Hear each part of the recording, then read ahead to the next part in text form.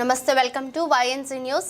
కొత్తపల్లి మండలం ఉప్పాడ మూలపేట రహదారిపై బైఠాయించిన ఆందోళనకారులు గత నెల అమరవిల్లి గ్రామానికి చెందిన వివాహితురాలు ఆత్మహత్య చేసుకున్న నేపథ్యంలో ఆత్మహత్యకి కారకుడైన సదరు వ్యక్తి పరారీలో ఉన్నాడు.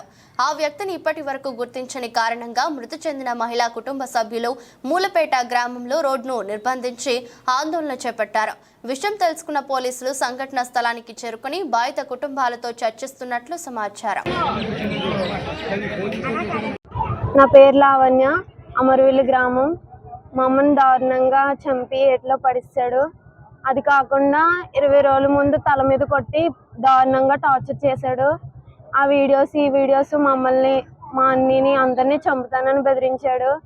ఆ బెదిరింపులతో మా అమ్మ మాకేమీ చెప్పలేదు. చనిపోయిన ముందు రోజు అంతా చెప్పింది. ఇలా చెప్పిన తర్వాత ఎవరికి మేము చెప్పలేదు. పొద్దున్న చూద్దాము అని అనుకున్నాం. పొద్దున్న లెగ్గానే చంపేసి పడిసేశారు. మా అమ్మ డబ్బులు ఇంకన్నీ ప్రతి ఒక్కటి అతని దగ్గరే ఉన్నాయి, ATM కార్డ్ సహా. మమ్మల్ని ఇప్పుడు బెదిరిస్తానని అన్నాడు.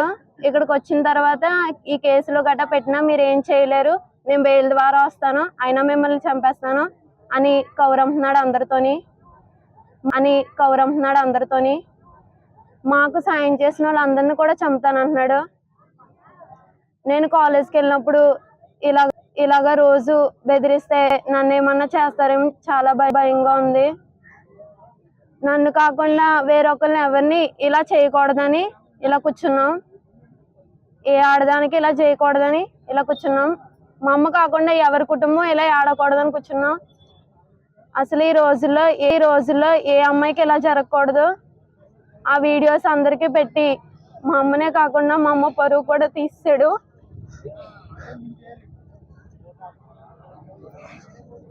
ఆ వీడియోస్తో నన్ను బ్లాక్మెయిల్ చేస్తాడేమో అని భయంగా ఉంది.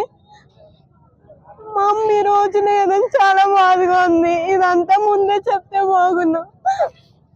ఏమి చేయలేకపోయలేదు. ఏ రోజు కేసులు తిరగలేదు. అసలు ఇంట్లోంచి బయటికే రాము.